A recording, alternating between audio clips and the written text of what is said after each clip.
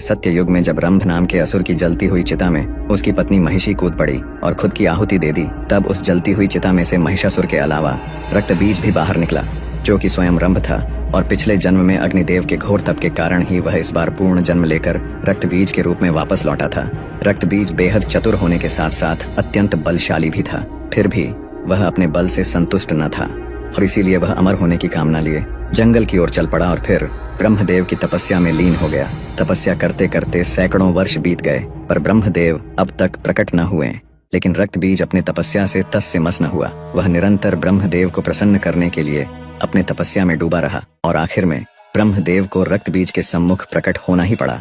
जिसके बाद ब्रह्मदेव ने रक्त बीज को उसके गहरे तप से जगाकर अपना वरदान मांगने को कहा। फिर रक्त बीज ने ब्रह्मदेव को अपना अभिवादन देते हुए उनसे सीधा अमर होने का वरदान मांग लिया। जिसके बाद ब्रह्मदेव भी सोच में पड़ गए। काफी सोच विचार करने के बाद ब्रह्मदेव ने रक्त बीज को अमरता का वरदान देने से मना कर दिया, परंतु उन्होंने रक्त बीज को एक ऐसा वरदान दे दिया जो कि अमरता के वरदान से बिल्कुल भी कम न था। दरअसल इस वरदान के दौरान रक्त बीज के शरीर से निकले रक्त के हर बूंद के धरती के स्पर्श मात्र से ही और रक्त बीज पैदा होंगे और उनके भी रक्त के धरती के स्पर्श मात्र से और नए रक्त बीज पैदा होते ही रहेंगे, यानी कि रक्त बीज के पनपने की कोई सीमा न होगी। वरदान देने के बाद ब्रह्मदेव अंतर्धान हो गए। जिसके बाद रक्त बीज ठहाके लगाते हुए सीधा पाताल लोक के महिषी शासित क्षेत्र पहुंच गया। दरअसल पिछले जन्म में जब वह रंभ था तो उसे महिषी असुरों ने मिलकर समाप्त कर दिया था और अब इसी का बदला वह महिषी वंश से लेने के लिए वापस आकर उनके समक्ष खड़ा हो चुका था। और फिर रक्त बीज ने महिषी राज्य के अंदर मार काट मचाकर रख दी। उसने अकेले ही महिषियों के राजा समेत समस्त प्रमुख महिषी योद्धाओं को समाप्त कर दिया। फिर बाकी बचे और डरे हुए महिषी असुरों का स्वयं राजा बन बैठा और यह बात पूरे पाताल लोक में फैल गई, जिससे कि पाताल लोक के समस्त बड़े से बड़े असुर भी रक्त बीज के नाम मात्र से ही घबराने लगे। रक्त बीज पूरे पाताल लोक का शासक बन बैठा था।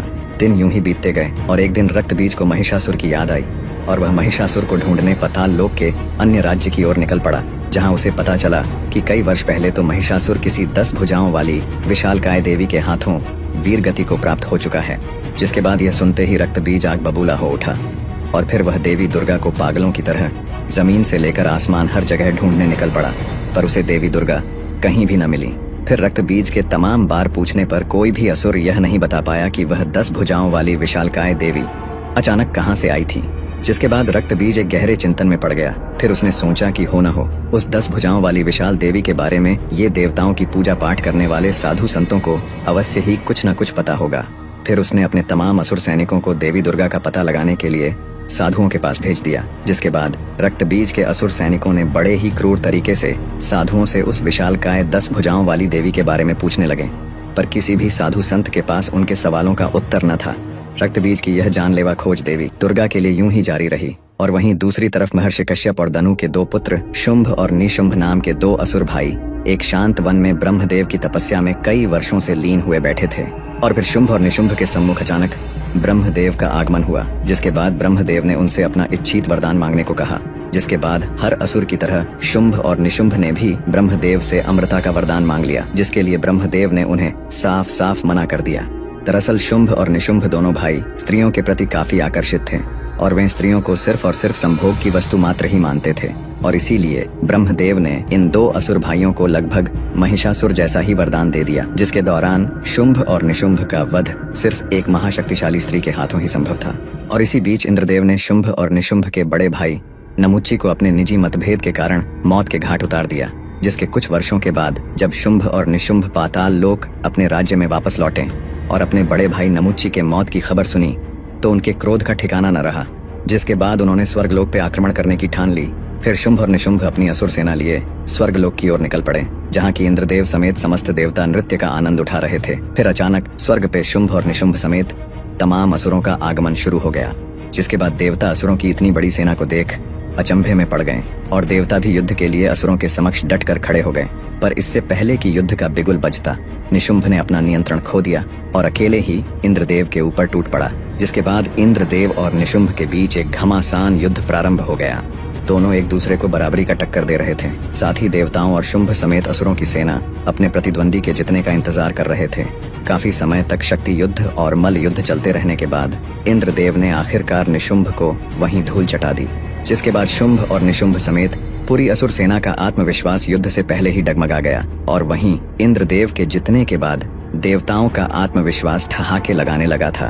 फिर युद्ध का बिगुल बजा और देवताओं के साथ असुरों का युद्ध प्रारंभ हो गया।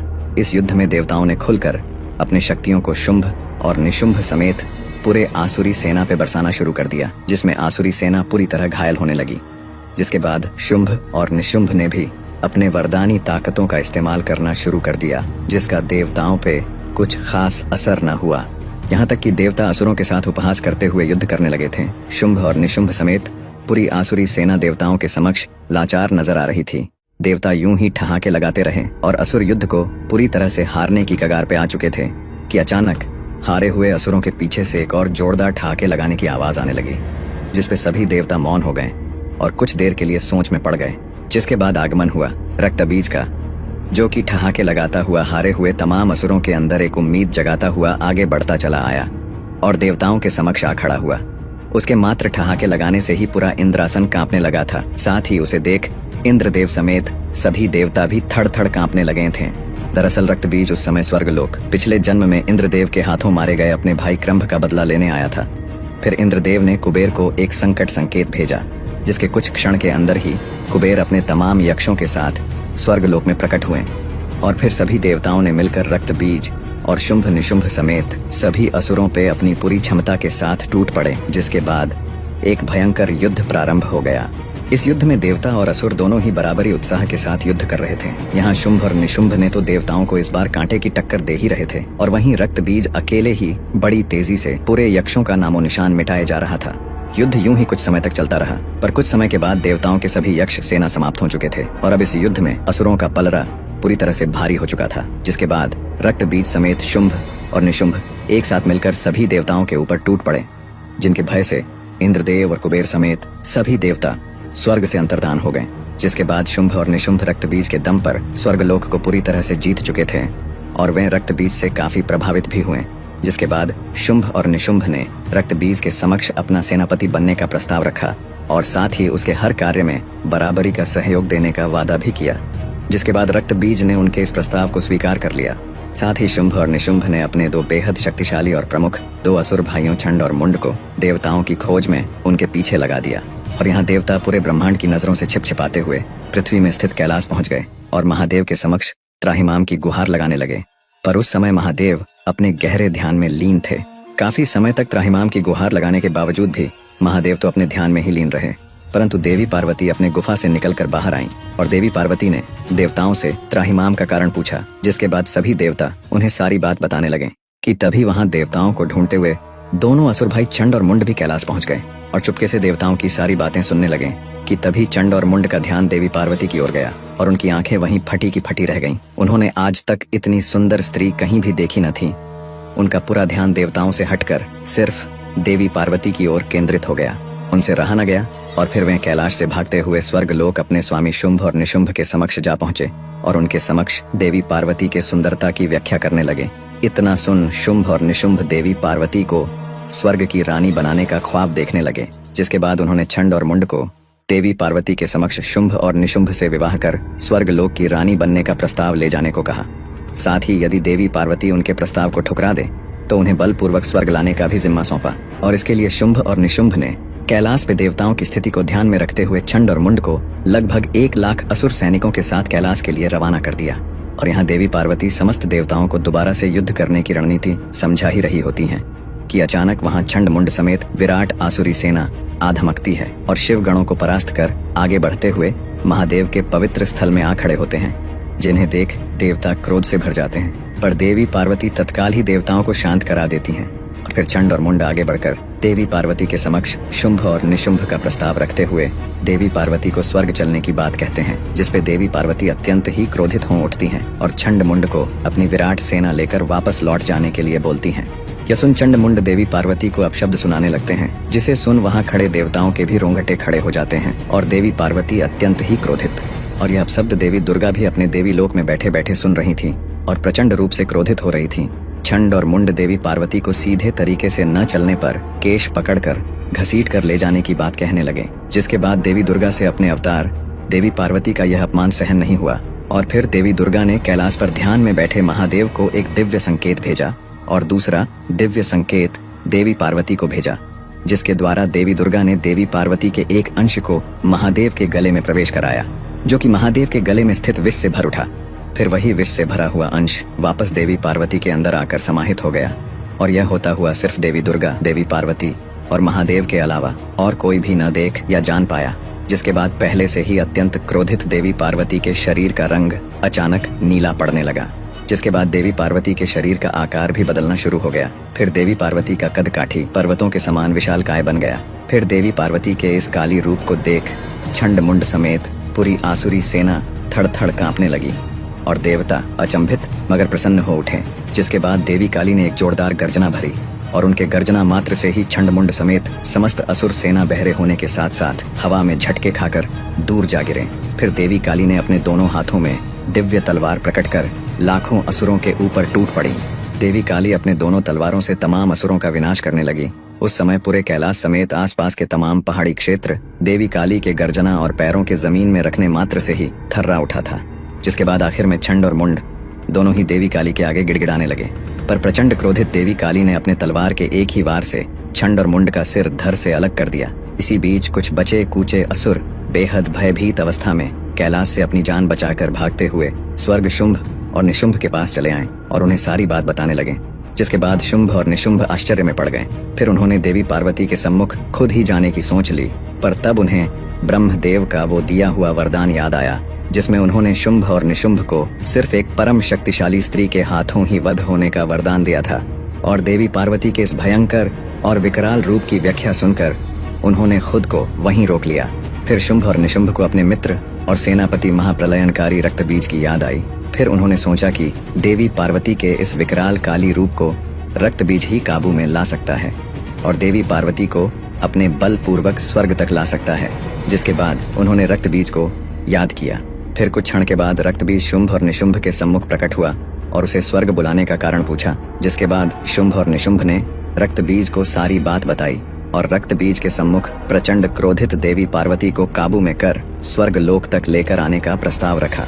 जिसके बाद देवी पार्वती के इस भयंकर और विशाल काली रूप की व्याख्या सुनकर रक्तबीज को देवी पार्वती पे संदेह हुआ और उसने सोचा कि अब शायद उसकी वर्षों की तलाश यहीं खत्म हुई। जिसके बाद रक्तबीज ने शुंभ और निशुंभ के इस प्रस्ताव को आसानी से स्वीकार कर लिया और निकल पड़ा कैलाश की ओर। और यहाँ कैलाश में देवी काली शांत होते हुए देवी पार्वती के रूप में वापस आ ही रही होती हैं कि अचानक कैलाश में रक्तबीज का आगमन होता है, जिसको देख सभी देवता डर से थर्रा उठते हैं और रक्तबीज ठहाके लगाता हुआ देवी पार्वती के सम्मुख चला आता है। रक्तबीज जैसे खूंखार असुर को सामने देख देवी पार्वती का खून वापस से खौल उठता है और देवी पार्वती वापस से विशालकाय काली का रूप धारण करने लगती हैं। फिर रक्तबीज अपने सम्मुख इतनी बड़ी कदकाठी की भयंकर वीरांगना को देख समझ जाता है कि यही है दुर्गा और यही है काली। फिर रक्तबीज भी महिषासुर के बदले की आग में जलते हुए अपने अंदर वर्षों से पल रहे क्रोध को जगा लेता है और देवी काली पे अपने भयंकर और विस्फोटक अग्नि से प्रहार कर देता है। पर देवी काली पे इसका कोई असर नहीं होता, बल्कि इसके विपरीत वे और भी प्रचंड रूप से क्रोधित हो उठती हैं और रक्तबीज के चेहरे पर अपने तेज धार नाखूनों से प्रहार कर उसका चेहरा नोच लेती है। पर रक्तबीज के चेहरे से रक्त की बूंदें निकलकर जैसे ही धरती को स्पर्श करती है, उसके रक्त के हर बूंदों के धरती के स्पर्श मात्र से ही और नए रक्तबीज उत्पन्न होने लगते हैं। और यह देख सभी देवता आश्चर्य से भर उठते हैं और देवी काली गुस्से में आग बबूला होते हुए अपने दोनों हाथों में दिव्य तलवार प्रकट कर तमाम रूप से उत्पन्न हुए रक्तबीज पे अंधाधुंध प्रहार कर उनके सिर को धड़ से अलग करने लगती हैं। परंतु रक्तबीज मरने की जगह और भी अधिक और अनगिनत संख्या में उत्पन्न होने लगता है। फिर देवी काली ने अपने और 2 भुजाओं को प्रकट कर अपने 4 भुजाओं से भी अधिक मात्रा में उत्पन्न हो चुके रक्त बीजों को समाप्त करने लगी। देवी काली यूं ही रक्त बीज को समाप्त करती जाती और रक्त बीज यूं ही पहले से अधिक संख्या में उत्पन्न होता जाता।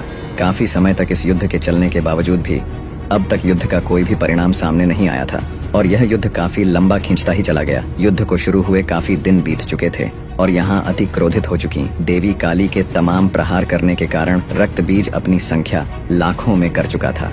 रक्त बीज को इतने विशाल संख्या में देख इंद्रदेव समेत सभी देवताओं ने हिम्मत कर आगे बढ़कर देवी काली की सहायता करने की ठान ली। पर जैसे ही देवताओं ने युद्ध के लिए अपना कदम आगे बढ़ाया, देवी काली ने पलटकर सभी देवताओं को इस युद्ध में हस्तक्षेप न करने की चेतावनी दे डाली। इतना सुनते ही सभी देवता देवी काली के डर से सहम गए और सिर्फ इस युद्ध का भयंकर मंजर ही देखते रहे। और यहाँ लाखों रक्त बीज अपने हाथों में तलवार प्रकट कर देवी काली को चारों ओर से घेरने लगे कि तभी देवी काली को देवी दुर्गा का संकेत मिला, जिसमें देवी दुर्गा ने देवी काली को रक्त बीज पर हमला न करने की सलाह दी और तमाम रक्त बीज को एक साथ में समाप्त करने का उपाय सुझाया। जिसके बाद लाखों रक्त बीज ने मिलकर एक साथ देवी काली पे अपने तेज धार तलवार से हमला कर दिया और देवी काली अपने तलवार से तमाम रक्त बीजों के हर वार को रोकती रहीं। फिर इतने प्रहारों के बीच देवी काली जोरदार गर्जना करती हुई अपना आकार और भी विशालकाय बनाती गईं और ये गर्जना इतना तेज और प्रभावी था कि इसके झटके से तमाम रक्त बीज असंतुलित होकर हवा में यहाँ वहाँ जाकर गिरने लगे। जिसके बाद देवी काली ने अपना रूप महाविशालकाय और महाप्रलयनकारी बना लिया। फिर उन्होंने अपने शक्तियों को एकत्र कर सिर्फ और सिर्फ तमाम रक्त बीजों को ही जोरदार सांसें भरते हुए अपने मुंह के अंदर खींचने लगीं और तमाम रक्त बीजों को कच्चा चबाने लगीं। उन्हें कच्चा चबाते हुए उनके रक्त को घूंट घूंट पीने लगीं और काफी समय तक देवी काली लगातार ऐसा ही करती गईं। जिसके बाद धरती में मौजूद तमाम रक्त बीज अब पूरी तरह से देवी काली द्वारा खत्म हो चुके थे। जिसके बाद तमाम देवी देवता समेत गंधर्व और यक्ष बेहद प्रसन्न हुए और देवी काली पर फूलों की बारिश करने लगे। परंतु यहाँ काफी समय बीत जाने के बावजूद भी देवी काली का क्रोध अब तक शांत न हुआ था और यह देख सभी देवताओं की चिंता और भी बढ़ने लगी। दरअसल तमाम रक्त बीजों को कच्चा चबा जाने के बाद उसके रक्त के दुष्प्रभाव से देवी काली ने खुद पे अपना संतुलन खो दिया था और अपने तीव्र क्रोध से पूरी धरती को तबाह करने की आग उनके अंदर भड़क चुकी थी। जिसके बाद अति तीव्र क्रोधित देवी काली असंतुलित होकर पूरी धरती को तबाह करने की ओर चल पड़ी। फिर इंद्रदेव समेत तमाम देवता यह देख चिंता में डूब गए। फिर उन्होंने श्री विष्णु को याद किया। जिसके बाद कैलाश में श्री विष्णु का आगमन हुआ और तमाम देवता श्री विष्णु से देवी काली को रोकने की गुहार लगाने लगे, जिसे कि श्री विष्णु अपने लिए नामुमकिन कार्य बताते हुए महादेव के लिए एक मुमकिन कार्य बताया और श्री विष्णु समेत सभी देवताओं ने महादेव को अत्यंत ही गहरे ध्यान से जगाने के लिए प्रार्थना करने लगे। जिसके बाद महादेव ने अपनी आंखें खोलते हुए श्री विष्णु को नमन किया और अपनी आंखों से तबाही से बिखरे पड़े कैलाश को देखा। फिर सभी देवताओं ने महादेव को सारी बात बताई। जिसके बाद महादेव की नजर काफी दूर तक पहुंच चुकी विशालकाय देवी काली पर गया। फिर महादेव अपने स्थान से अंतर्धान होकर अपना आकार बदलकर सीधे चले आ रही देवी काली के मार्ग पर लेट गए। जिसके बाद प्रचंड क्रोधित अवस्था में चलते चलते अचानक देवी काली का पांव मार्ग पर लेटे हुए महादेव के छाती के ऊपर पड़ गया। फिर जैसे ही देवी काली की नजर पांव के नीचे दबे महादेव पे पड़ी, वैसे ही